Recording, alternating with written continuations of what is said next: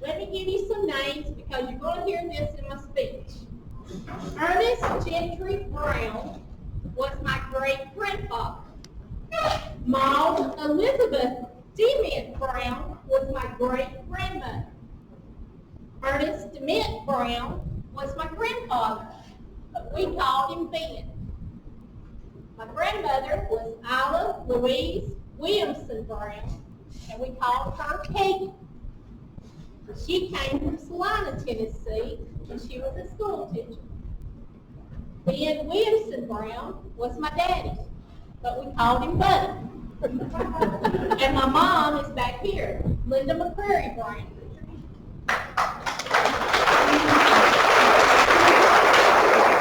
And my brother, Ernie Brown, I don't know where he is. He must be in the field somewhere. And I'm Melinda Brown Black. I own the place now, and most people call me Mo. I got the nickname here at the stove. And I married my husband here, Tim Black. Then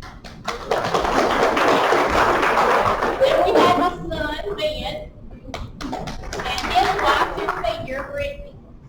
And then my other son, Brad. So the land here has been in the family since 1817. It came off of the Dement side. In 1761, my great-grandfather Brown came to Rutherford County. Ben and Peggy married in 1932. And in 1933, they had a daughter. Her name was Peggy G. Brown. And sadly, she only lived 2 days. Brown's store actually got started when Ben's aunt Gertrude Dement gave him the land, and his father gave him the money to start it. It was a three-room building. Three-room building. Oh, man. I'm not very good at speeches. Sorry. The big room was the grocery store. They had 2 bedrooms, a small kitchen, and a porch for the living quarters. And that building is right beside us right over here, the white building with the red roof. My great-grandfather lived with them. So in 1936, Brown's store was started. But it wasn't called that. Can anybody tell me what it was called? Anybody?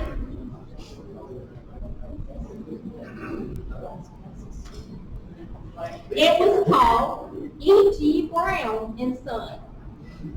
Then on June the 23rd of 1942, they welcomed a baby boy, my daddy. Then in 1943, my great-grandfather died. So my grandfather changed the name of the store to Brown's Store. They had a potbelly stove in the store for their heat, and wood they burned in the heater. The farmers in the community would come in and sit around the stove in the winter and make plans for another year's crop. They would pass the time also by playing rook and checkers. People like to come to the store and hear the news of the community, and I'm sure a lot of gossip. And at the state and national levels, and solve the world's problems. Lots of fun and jokes were exchanged. They passed through those doors. They were cured hog meat to sell to those that didn't kill hogs. The old saw belly was hung in the store. Then a sharp butcher knife was available to slice off a slab of old country bacon. The grease from all of this had drippings on the floor, which had to be cleaned daily. Beans were bought by 100-pound bags. They sold them by the pound. Nothing came in packages. It all came in bulks back in those days, my grandparents said. Ben would buy eggs and chickens from the farmers he wanted to trade them for other merchandise. Cheese was bought in a round wooden box. It was cut off by the hump and sold by the pound. The scales were used to weigh everything that was sold. Molasses were in the neighborhood farms and were sold at the store. Lamp oil, called kerosene, was sold for 5 cents a gallon. Back then, to be able to see everyone, had to have lamp oil for their lamps. They also had keg fish that was kelp and kegs of salt water. Sugar was bought by the barrel or in heavy sugar sacks and sold for 5 cents a pound. My grandmother would make pillow sacks out of the sacks. The tobacco sacks were saved and made quilts out of them. Tobacco sold for 5 cents a sack in cloth bags, and cigarettes for 15 cents a pack. Flour and milk wasn't sold much. The farmers had fields of corn and wheat for flour. The farmers would take their wheat and corn to Brown's Mill. Does anybody know where Brown's Mill was? Yes, you know where Brown's Mill was, don't you? I sure do. And they got it ground into their own milk and flour. Then in 1945, a family moved in the community on Lofton Road. Earl and Becky McCurry and Linda came into the Brown family's life. They traded with them and they went to church with them. Dad and Mom went to church and school together and fell in love with each other. They were childhood sweethearts. They married in 1961. Mom was a 3rd grade teacher and Dad was a farmer and a bus driver. Then in 1963, my brother was born. He is a farmer on the McCreary farm on Lofton Road. Then in 1967, their favorite child came. Isn't that right, Mom? Then in 1970, the Lascassas pipe was rebuilt. This meant taking some of the old store. So this meant for a new store to be built, where we are now. It was also when they named the bridge after my grandfather. Can anybody tell me the name of that bridge? Brown Bridge. That's right, the Big Brown Bridge. It was a big deal. There were state senators and governors, and lots of other officials. They let school out. You remember that? And all the kids walked up to the bridge. It was a special day. People from all around came to see the dedication and the stuff. They all enjoyed punch and cookies. And this was served by the ladies in the community. TV crews, radio stations came. My great-grandparents were in the store forward to greet and accommodate people every morning. But at 12 o'clock, it didn't matter who was in here. My grandfather was going to take a nap. And he left. If you were wanting to pay, you better hurry up because he was gone. Or you could have had it, or come back the next day and pay for it. He didn't care who was here. Coffee and TV were there for the store for the customers. Then they added tables and chairs. Actually, back here in the back is one of the original tables. It has been redone several times. A lot of lies have been told at that table. Shortly after they built the new store, there was a threat to pass a law not to allow people to eat at the old community stores. So Senator John Bragg took care of this. He had a resolution passed in the legislation that put a stop to this law. Here is the original one, right here. It's pretty damaged and everything. But there's another one on the wall over there.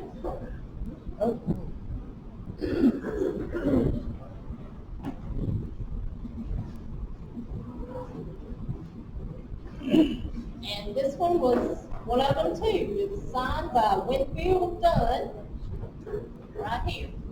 and I'll leave it here for you to look at. The Lascassas school was within walking distance of the store.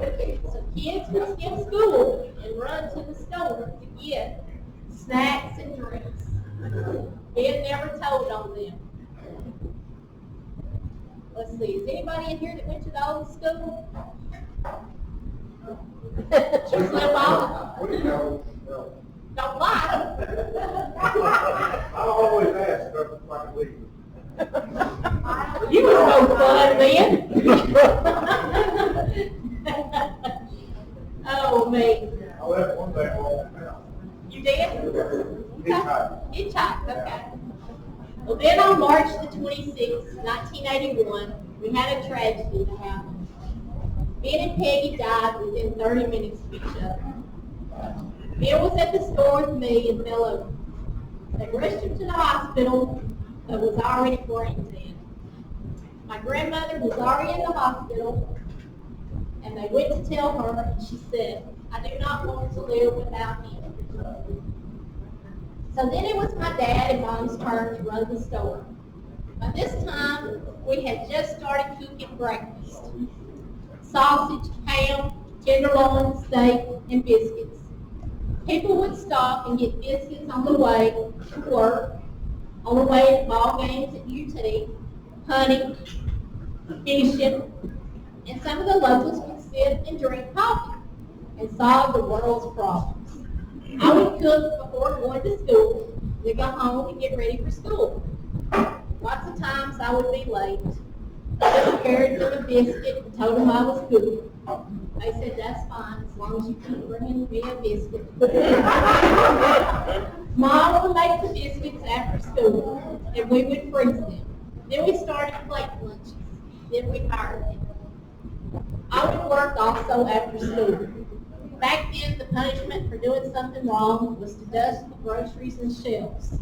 Well, I guess y'all can tell I had a lot of problems, so I dusted a lot of shelves and groceries. Let me just say, it was something else. We also had gas, diesel, kerosene, groceries, and hardware. Then in 1986, I married my husband in the front yard. The whole community came out.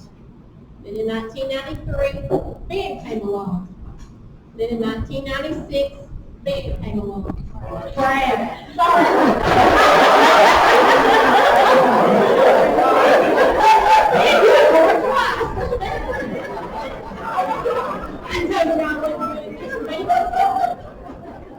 Then in 2019, we added a daughter-in-law, Brittany, to the family. I wanted to raise my kids in the store business like I did. But sadly, when the year 2000 came, we had another setback.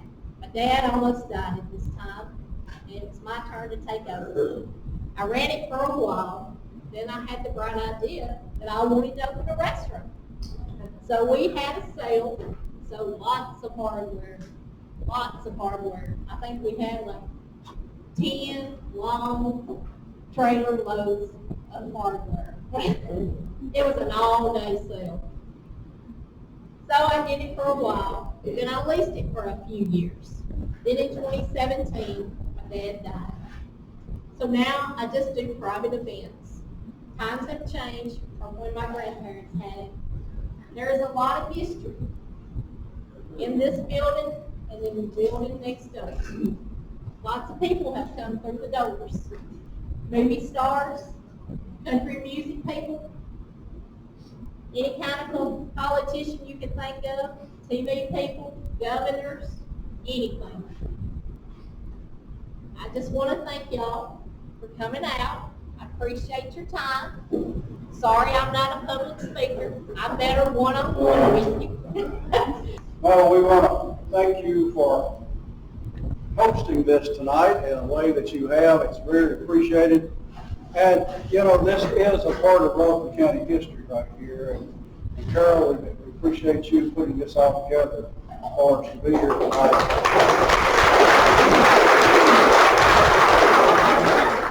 You know, there are a lot of prizes in Lascassas, and I had that opportunity. You know, somebody we were talking about this is a long way from Rockville, and I said, no, it's not. I said, I was able to find my wife here, and I said, I can go a long way when I go looking for something. And she mentioned here, I knew where Brown's mill was. You got to know that I married the miller's daughter. So I have to tell you a little bit of history. When Mr. Kill was getting ready to sell the mill, he calls my wife and myself, he called her to tell her he's getting ready to sell the mill. And at that time, Farm Bureau had sent us to Cookville. We were living up there. We had two very small children. And we were standing in the kitchen. I can tell you exactly where we were standing. We were washing dishes. I was drying, she was washing. We were looking out the window, and she had talked about that, and I was standing there. I said, you know what? I said, why don't we go down there and just buy that from your daddy and run that mill? She just kept washing those dishes. I kept standing there, and I said, you're not answering me. What do you think? Don't you think we'd be great? We have our own business, and we could do some new things with it, whatever. She stopped and looked at me. She said, I was my daddy's boy for long enough. She said every time the water would get up down there on Stones River, we'd have to run down there and move all the flour and everything up to the second floor. And I'd watch mice and lizards and snakes come up out of the floor as the river would rise, and said, I have swept that mill from top to bottom enough. And said, if you want to go down there and buy that mill, said, don't look for me to follow. So I stood there for a while, and I said, you're probably right. I probably wouldn't be that good of a miller, as you're saying there. So that was my chances of making history and running Brown's Mill. And it wasn't long after that Brown's Mill fell down. So she was pretty sharp in all of that. They were working on it. But let me tell you something about Mo. When we got ready to talk about building a public health and safety building here, she come forward and wanted to save something in Lascassas. And she was the spokesperson for saving the rock wall around the area down here. Those of you that do not know about the rock wall, that rock wall right there that went around the school, and it was the place where every boy and girl went to sit, and that's where they usually met their true love. And I've got to tell you this, Mo, before I could marry Judy, I had to go and sit on that rock wall. So I basically married in, so I guess I'm a Lascassian in-law. I helped sit on the rock wall. But she was the one that begged the county to save that rock wall, and I'd have to say the county did a really good job of putting it back. It's back straight, and probably if that building hadn't been built, we probably would have lost that wall altogether. So I appreciate you being, you may not be a public speaker, but I tell you what, you get the job done when you want to. I appreciate it.